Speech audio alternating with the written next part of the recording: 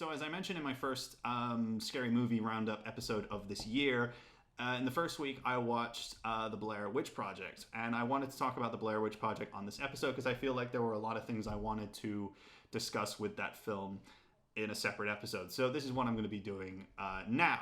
The Blair Witch Project was written and directed by Daniel Myrick and Eduardo Sanchez. Both of these guys met as film students at the University of Central Florida. They didn't have like a full script. They had a 35-page outline, and a lot of the dialogue in the movie was improvised. The three main actors were Heather Donahue, Michael Williams, and Joshua Leonard. And one thing I will say about this movie is that for this film to work, they needed the right actors. And that was their main issue when making the film and getting the right actors. And they had a huge casting call, and they really did pick the right ones. Like, Heather's performance is amazing. Like, her central performance is like, it really drives the movie. Like, she's the one like leading Mike and Joshua into the woods to try and find out if the Blair Witch is actually real. And it goes really badly. You kind of forget you're watching a movie. You feel like you are watching three real people who aren't actors going out into the woods and then seeing something bad happen to them. And then years later, someone finds their footage and cuts it together and makes a movie off of it and profits from it. That's one of the things about this movie that was quite new at the time. A lot of people in 1999, when they went to go see this movie, like, there was two groups of people. Like, you had one group who actually felt like what they were watching was real.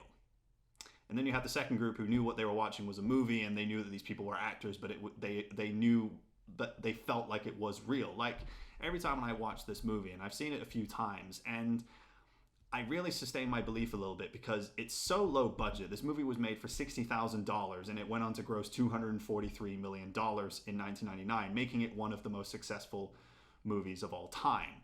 Like, it's pretty awesome that happened. Like, it's quite amazing, and I think that's helped by the marketing campaign and actually, people going to festivals and seeing these missing person posters with Heather and Michael Williams and Joshua Leonard's face. And people actually went up to Heather Donahue's mother's home and gave her condolences and said they were very sorry for the loss of her daughter. And then she had to basically say to them, saying, she was an actor in a movie. She's not dead. And,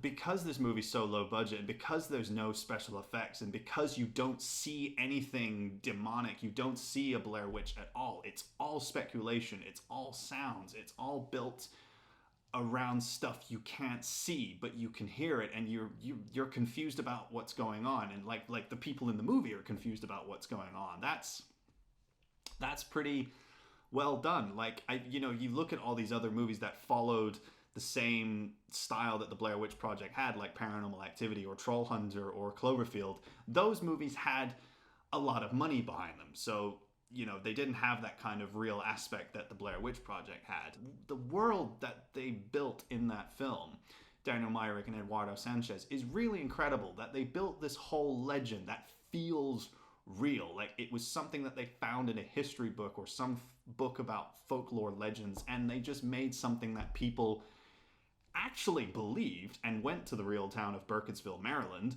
stole the sign for some reason, and they went to the woods actually trying to find the Blair Witch the Blair Witch legend for themselves.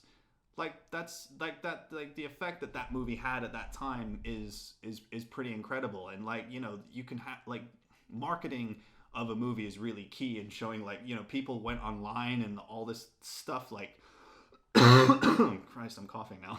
Maybe it's the Blair Witch or something. But it is pretty amazing. Like, it's the same thing that J.J. Abrams and Matt Reeves did for Cloverfield. Like, I remember the first trailer for Cloverfield. It wasn't even called Cloverfield. It was just called 1/18/08. That was the release date. And it just shows, like, the party, and then explosions happen, and then someone running going, I saw it, it's huge! And then you just, like, realize, okay, it's like some Godzilla film, but told from a camcorder. And that was a real interesting marketing campaign. It made people want to watch that movie in the same way that a lot of the marketing behind the Blair Witch Project made people want to go see that movie. And I think the movie holds up in so many ways. I know some people might feel differently because there are a lot of films afterwards that kind of ruin the effect that the Blair Witch Project have. And for me, that film is extremely effective. Like, what you can do with just 3 actors with barely anything. Like, you don't see any acts of violence. It's all in your head. It's all off camera. Like, you don't see anything. Like, there's one scene in the film where they're in the tent, and every time when they wake up, they always hear something in the night. And all these sounds surround them, like trees cracking and something. And then this one night, they hear children. They hear children laughing and playing and stuff like that. And that was recorded outside Eduardo Sanchez's house. And they just played it on like a radio system or something in the woods where they were filming. And a bunch of people came and shook the tent. And then they just take off running. Mike Williams, Joshua Leonard, and Heather Donahue. And there's a moment in the film where Heather Donahue just goes like, in that scene where she just goes like, what the fuck is that? What the fuck is that? And supposedly there was someone dressed in white, supposedly to play the Blair Witch. So the Blair Witch actually nearly showed up in the movie. Like, she doesn't appear in the movie at all. But the cameraman forgot to pan left and they didn't reshoot it. And I actually kind of like that they didn't do that, because it just leaves things a bit more ambiguous. Kind of like in Lovely Molly, which was directed by Eduardo Sanchez. There's a lot of things in that movie that are very ambiguous, and there's a lot of things that are speculative, and you're not really quite sure if it's real or not, and your imagination kind of goes crazy. And there's a lot of theories about this movie. Like, maybe there's a theory that there is no Blair Witch, and there's, like, I don't know, I've heard, like, one theory where, like, it's this really complex idea around maybe they murdered Heather and disappeared afterwards. Who knows? But, like, it wasn't, like, every found footage movie that came afterwards seems to follow what that movie did. It starts with this, like, this footage was found after blah, blah, blah, these people disappeared, this is what happened, and things like that. I think there's, like, been a few films that have been very successful that have followed the formula of Blair Witch. The Last Exorcism, which was produced by Eli Roth and directed by Daniel Stamm, and of course Cloverfield. I think Cloverfield was very well done and very exciting as well. And I really like Blair Witch. I think Heather Donahue's performance in the film is amazing.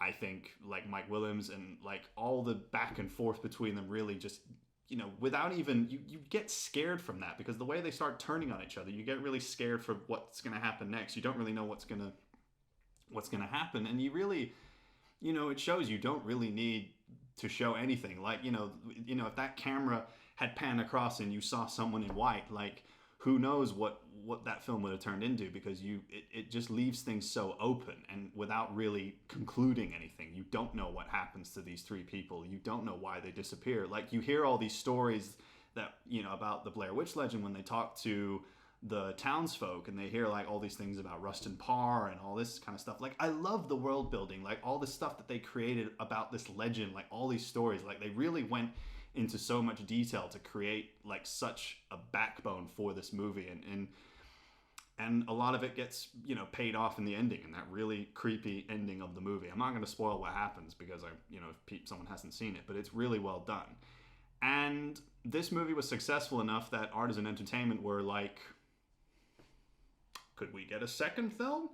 And a year later, they got Book of Shadows, Blair Witch 2. Probably the most misleading film of all time, because there is no Book of Shadows in the movie. And Book of Shadows is a really interesting film, because the original intentions of the director, Joe Berlinger, I think I'm saying his name right, he had a different idea with the film. And Artisan Entertainment kind of wanted to do a more traditional horror movie of that time, and reshot and rejigged a lot of things. And Joe Berlinger's original vision for the movie was thrown out. And it does make you feel like when you watch that movie, you do really want to see what the original intentions of Book of Shadows was, because it probably would have been more interesting than what we got. A few years ago, about 3 years ago, Adam Wingard, who directed You're Next and is also going to direct the Godzilla vs. Kong film, he came out with a movie that was originally called The Woods, which then at Comic-Con he revealed that it's actually a secret Blair Witch movie. And it came out later that year. And I was a little bit like, do we really need a sequel to Blair Witch? Is it just going to ruin that feeling of the first movie that I had when I watched it? But I have to say, I really liked it. I was a bit surprised about it. I think a bit too heavy on the jump scares in too many moments, and a little does.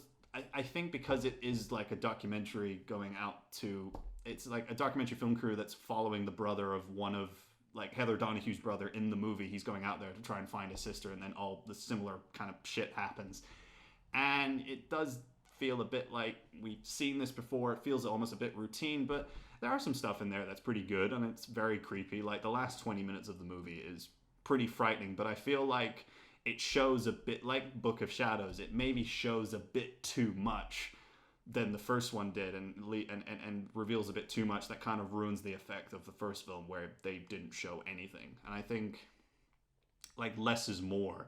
I think Blair Witch Project is a very effective horror film, and I would have to say it's one of the best horror films that I've seen, and one that's, you know, really inspirational for any aspiring filmmaker, you know, like me or my friends or people that I know, or anyone who wants to make movies, you know, not just horror films, but like any kind of like genre film. And it's pretty amazing that of all the like that they were able to craft the movie out of something that people genuinely thought was real, and made it into a really successful film. And not just a successful film, a really effective scary film that is genuine. Like I'm saying genuinely again, like I say kind of quite a lot. It is a very frightening film, and I think it does hold up. I think it holds up better than a lot of other found footage movies that have been made over the last few years, since like Cloverfield was a big thing. And like I said, it's a very inspiring film, and it just shows how you can be effective. You can make a very scary, effective film with what you have, and all you need is just a location, you know, really good, just a good creative mind and really good actors. And this film has a lot of that, and that's what makes it so memorable.